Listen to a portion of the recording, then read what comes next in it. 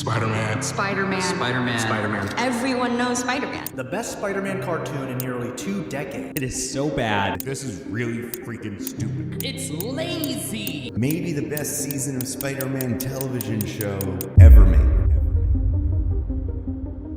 A little while ago, Marvel Entertainment released a trailer for their new animated series, Your Friendly Neighborhood Spiderman. What happened afterwards was unbelievable. The creators were hyping it up to be the next big thing. We're so invested towards making this the standout Spider-Man show. Oh my god! But almost all the viewers talking about it did not like it. The animation, Not even the woke people are defending this animation because it looks just that bad. the storyline, Peter Parker doesn't feel like Peter Parker. and the most talked about issue of all, the wokeness. We're not just getting a race swap, we're getting a race and gender swap, a 2-for-1 special. How disrespectful to the original creator. Thank you, white man. Thank you for giving me my representation. I never felt like I mattered until you, white man, put me into your cartoon, movie, or video game. I get annoyed because it's lazy. And you always retort with, it doesn't matter. It doesn't change the story. Why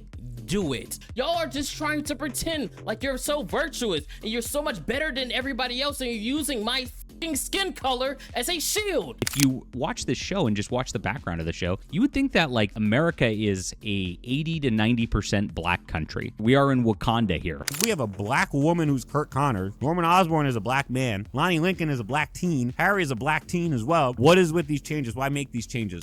They didn't want to sit beside him because he's black? Oh my god! The cop is following him just because he's black. This show is so woke! That's a dude. That's a dude. Feminization of black men continues in Hollywood. And of course, the anti-woke criticisms intensified. At this point, you could confidently say that this show is doomed to fail just like other woke properties of Disney in the past. But you would be wrong. Since January 29th, 2025, 10 episodes have been released, and little by little, truth was revealed. This show was creative.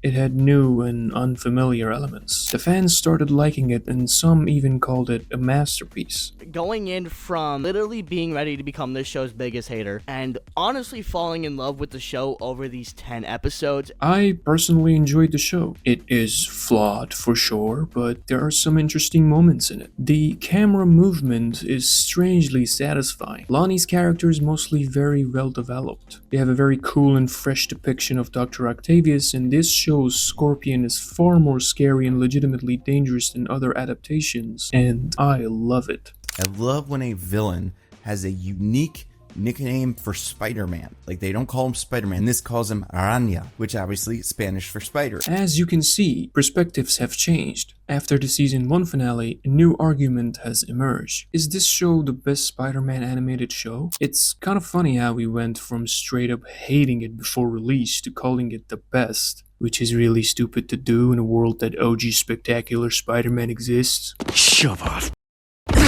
Permanently. But let's put all this argument aside for a moment and say that this show had no problems. The real question still remains unanswered. Did we even want this? Just look at it. Of course, things are different. Of course, it's another dimension. And of course, villains are different. But all in all, this has been done a million times. This is just the same Peter Parker being silly and trying to learn from his mistakes. The same Peter Parker with Canadian roots. I'm sorry. Sorry. I am so sorry. Sorry, dude. Sorry. This is the same Spider-Man that saves the innocent and fights the criminals, carrying the same moral compass, which is kind of boring now. I want you to really think about this question. What makes Into the Spider-Verse special and memorable? The creators went out of their comfort zones. New animation style, new story, new main character. They chose creativity instead of working with a formula. They exceeded our expectations and delivered an amazing movie. A few years later, they followed it up with another masterpiece, inviting us to see the world of Spider-Man through a broader perspective. a beautiful take on the multiverse. Now, I agree that Your Friendly Neighborhood Spider-Man has amazing moments and has the potential to be great, but I still don't see the point. This might be a hot take, but how many more versions of Peter Parker are you going to make with some slight changes in detail? If you care about fan service so much, then why not continue the spectacular Spider-Man with your own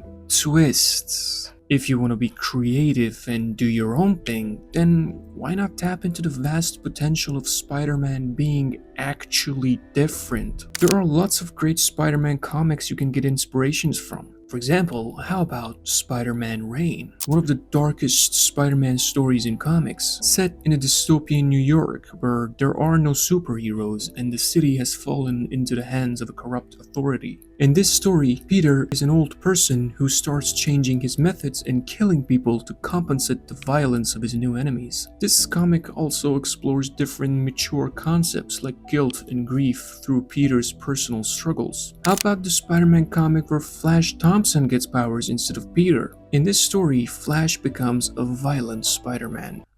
I know, I have a thing for violent versions of Spider-Man. And when Peter Parker of this story finds out about Flash being Spider-Man, Flash kills him and slowly realizes that he's not a hero. He's a bully, a killer. Do you have any idea how cool this would be in animation? How about the superior Spider-Man, when Doc Ock's consciousness inhibits Peter's body and intends to be a more efficient Spider-Man? And by efficient, I mean installing new equipment on his suit, but also he kills people. I know, violent Spider-Man again. And other than violence, this story explores new themes, like Peter's consciousness fighting Doc Ock inside his head. This whole new setting invites lots of different conflicts and challenges that are absolutely phenomenal. How about Spider-Man 2099 comics? After watching Across the Spider-Verse, everyone was in love with Miguel O'Hara. I can't even count how many edits of him I watched, and they never get old. We wanted to know more about him, his origins, his development, his unique powers, his entire story, and of course, his violence. I know it's not funny anymore, but just know that I really like the idea of violent Spider-Man.